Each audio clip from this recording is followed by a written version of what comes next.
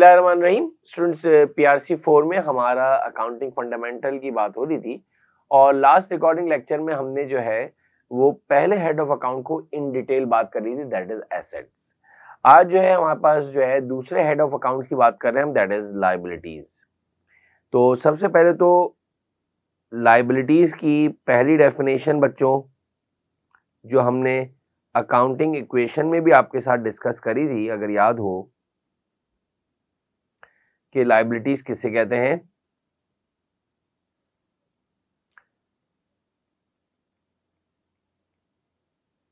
Resources supplied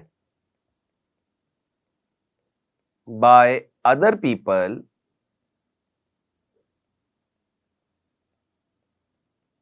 is called liabilities। वो तमाम के तमाम रिसोर्सेज जो ओनर के अलावा आपने किसी दोस्त से लिए हों, किसी बैंक से आपने जो है एज बतौर उधार लिए हों, किसी इंस्टीट्यूशन से लिए हों, किसी से लिए हों, जो आपको वापस से पे बैक करने हो, that is called liabilities. Resources supplied by other people is called liabilities.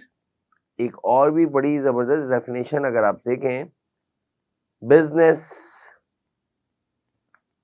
obligations are called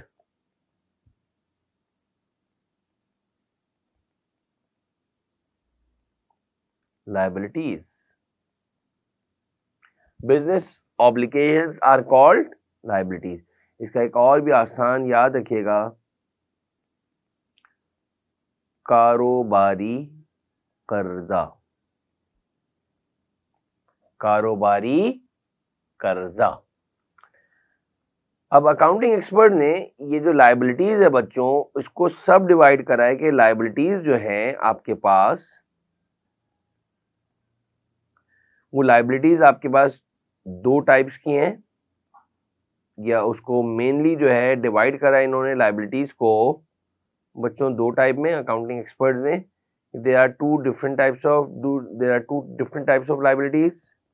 एक आपके पास कहलाती है लॉन्ग टर्म लायबिलिटीज और एक कहलाती है short term liabilities. Number one is long term liabilities बच्चों,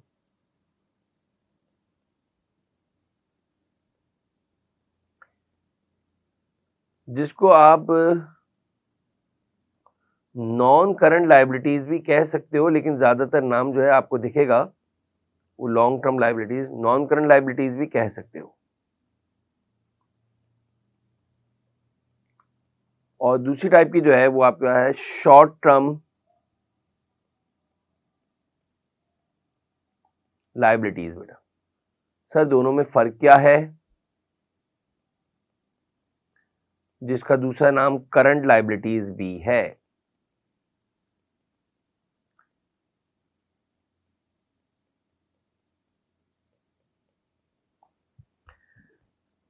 सर ये नॉन करंट लायबिलिटीज और शॉर्ट टर्म लायबिलिटीज में फर्क क्या है?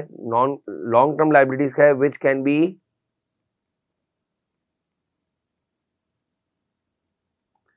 settled more than one accounting period।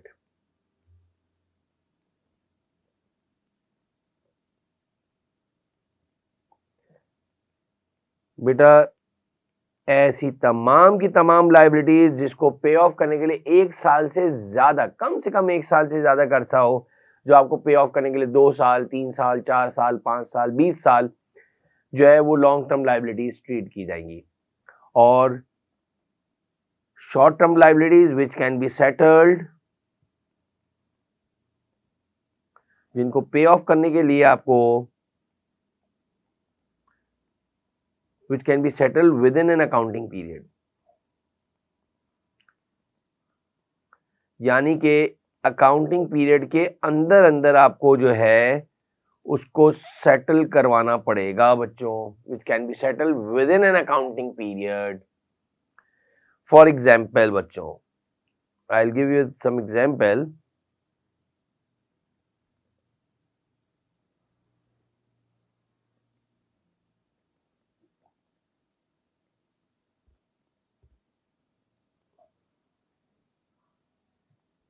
Bank loan आ गया आपके पास, बैंक से जो लोन लिया है आपने 2 साल, 5 साल, 10 साल, 20 साल, हाउस बिल्डिंग का लोन हो गया, मॉर्गेज हो गया, आपने जो है हाउस बिल्डिंग फाइनेंस, आपके पास मॉर्गेज हो गया, यानी आपने जो है वो अपने कोई भी प्रॉपर्टी के कागजात रखवाकर बैंक से लोन ले लिया। They all are the best ever example of long term liabilities.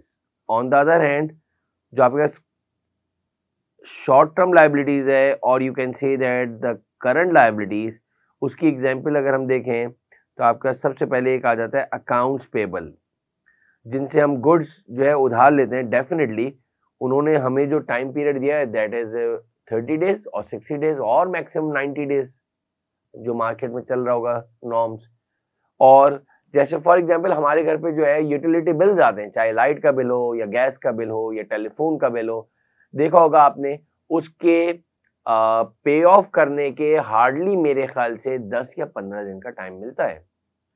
कभी ये नहीं होता कि आपको जो है लाइट की जो है कंपनी ने कहा है कि जब दिल चाहे जब पे कर देना। मेरे ख्याल से 15 दिन या 20 दिन के अंदर आपको वो सेटलमेंट करनी होती है। आपके पास जो है जो स्कूल की फीस है उसके ऊपर वाउचर्स के ऊपर जो है वो मेरे ख्याल से जो है ड्यू डेट लिखी भी आती है। स्कूल्स के जो हमारे बच्चे पढ़ते हैं स्कूल्स में, तो उनके जो वाउचर्स मिलते हैं उसके बाद 5 तारीख या 10 तारीख के अंदर आपको पे ऑफ करना होता है, वरना वो पेनल्टी लगाते हैं। और यूटिलिटी बिल्स के ऊपर भी अगर आपने with in the time period अगर आपने पे कर दिए तो आपको इतने ही पैसे करने होते हैं, वरना आपको कुछ पेमेंट और जो है ज्यादा करनी पड़ती है, पेनल्टी लगती है। तो अकाउंट्स पेबल हो गया आपके पास।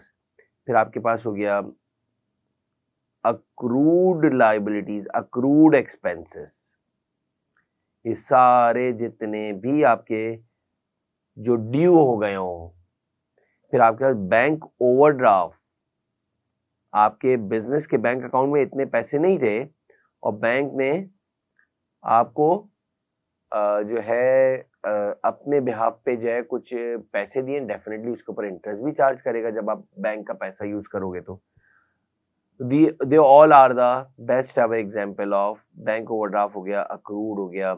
एक और वर्ड आप देखोगे अनअर्न्ड इनकम, ना कमाई हुई इनकम, अनअर्न्ड इनकम, और you can say that advance income. आपको पेमेंट मिल गई है लेकिन आपने अभी तक सर्विसेज प्रोवाइड नहीं करी है, तो वो आपके लिए जो है लायबिलिटी कहलाएगी। लेकिन वो इसके आप जो है डेफिनेटली जो आप उनको जो सर्विसेज है वो विद इन द मंथ या 2 महीने के अंदर जो है उनका काम कंप्लीट आउट कर दोगे। लेकिन ऑन द अदर हैंड जो बैंक लोन है आपके हाउस बिल्डिंग का लोन जो है मेरे ख्याल से 20-20 साल तक का चलता है और अमाउंट भी बहुत बड़ा होता है, तो वो जो है हमें 1 साल से ज्यादा अरसे में देने होते हैं। तो long term liabilities and short term liabilities का डिफरेंस है, होपफुली आपको समझ में आ गया होगा। तो ये हमारा सेकंड हेड ऑफ अकाउंट जो है अल्हम्दुलिल्लाह कंप्लीट आउट हो गया। इंशाल्लाह नेक्स्ट क्लास में इससे आगे बात करेंगे। Thank you.